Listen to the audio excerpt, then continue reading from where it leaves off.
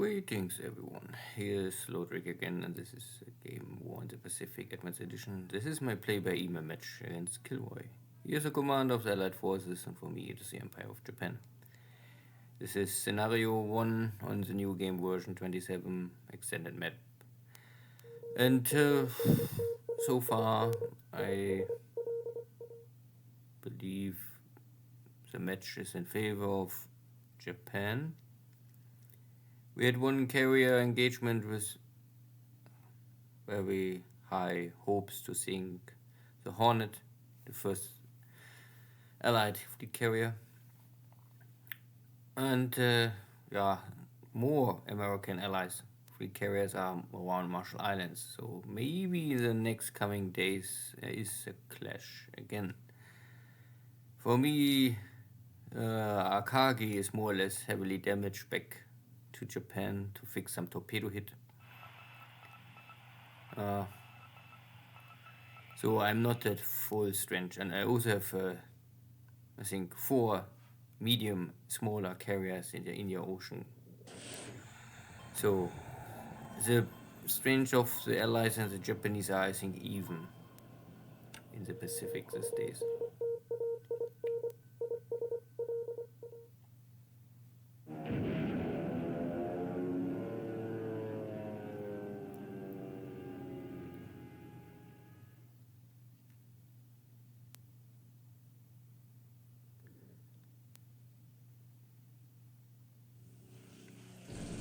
Losing more search airplanes over Nomaya.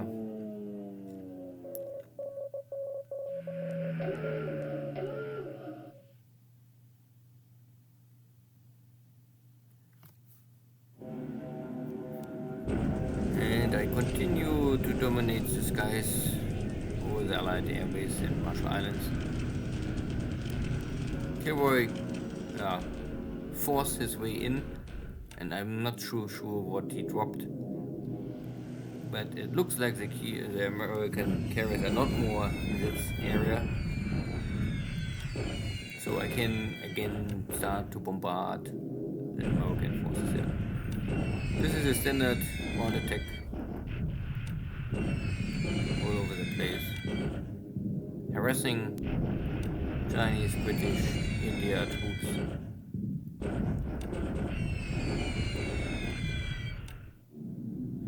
Slowly but steadily getting rid of what is left.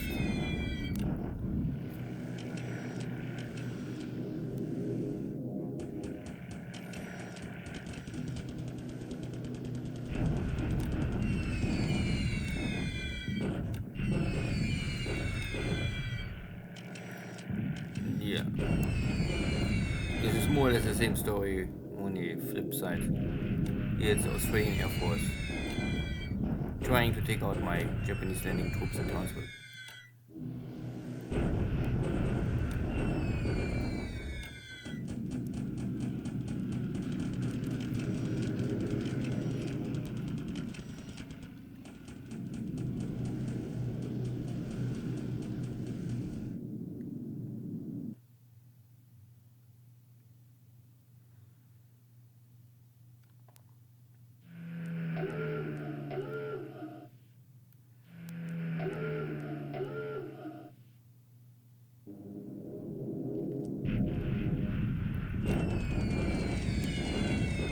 And it looks like that there's still this convoy in port, and after many days of more or less suppressing, or I hold my bombers back, this was the first really successful port strike.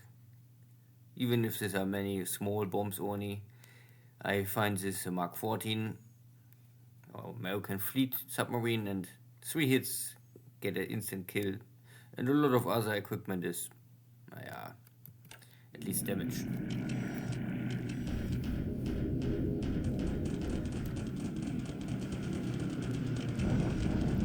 This is maybe the most dangerous moment for a submarine. Be in port, refill, refuel, and then there is an airstrike coming, attack.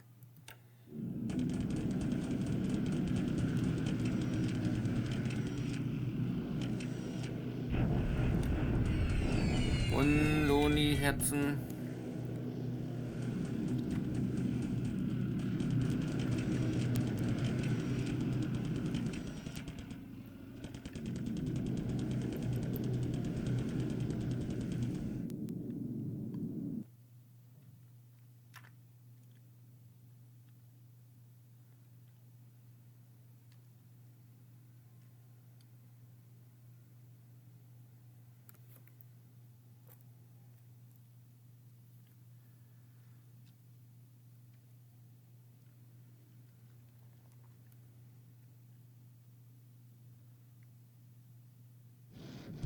Okay.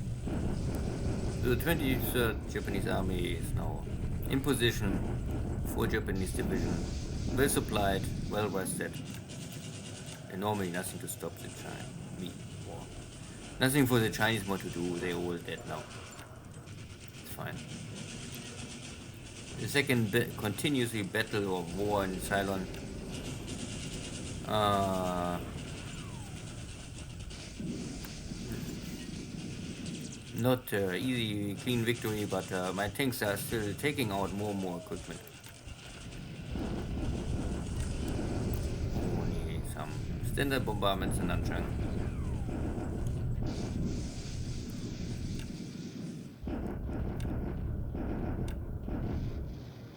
And more suppressing attacks all over the map. And my support units are also in position and steadily weaken the forces. So now big game-changing event today. Still no sight of allied carriers. I need still 1 or 2 more days in Rabul for my carriers. So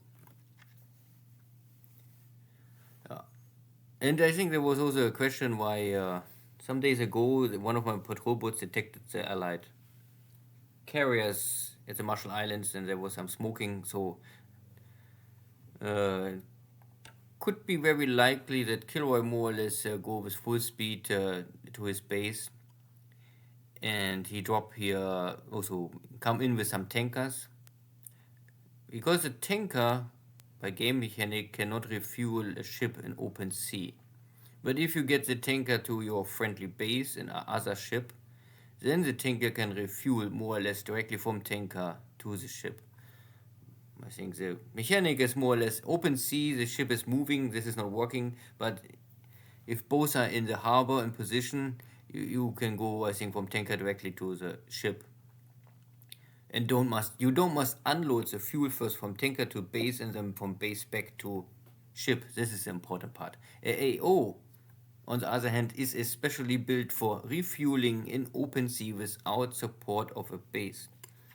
This is why AOs are normally military equipment and stay with the Navy, and the tanker is civilian equipment to refuel bases.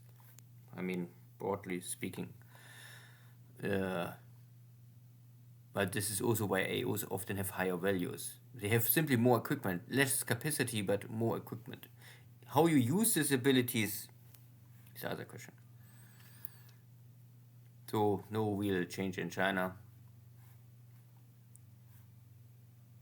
Nothing really to talk here. The old Chinese Burma, Ceylon area is conquered.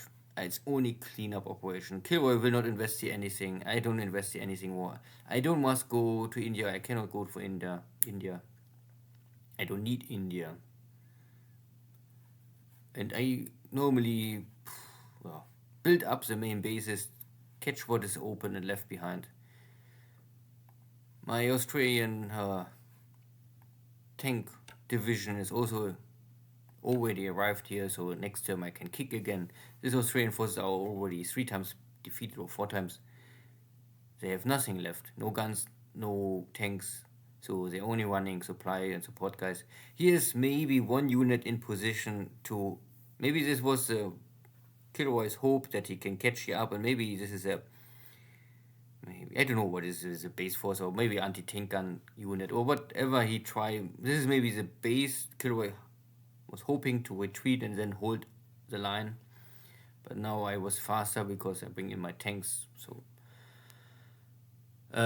my air force is only out of Darwin at the more or less at the limit of the range I can support. I will never operate airplanes or in long extended range, not with Japanese aircraft. So the range is 9, so I'm at the edge. I will rebuild here maybe a new airport. Here can build easily a 4. Then it's still on the rail. Of course, it's always possible to build more airports, but I like the idea to, in emergency situation, even damaged airplanes you can rail all around. My troops in Townsville are locked. Nothing I can really change here. I have here level 2, level 3, or even level 4 fort. But keep in mind, this is clear terrain. Nomaya is now the showdown. My last reinforcements division arrived 2,700, but the allies have roughly 50% of this attack value. But again, this is jungle rough, so the advantage is for the allies. Plus they have fort, so I not really have any hope to win here much. But at least I won't try. American carriers, I don't know where they are. They was not here, so I was able to inflict here this damage on the base. Still a lot of ships in port, but I don't really have the capacity to really inflict too much damage.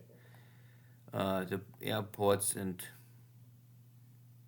my equipment is... I can here handle one torpedo bomber or Navy Nell Betty bomber air wing, but not more. Similar situation here in Melee.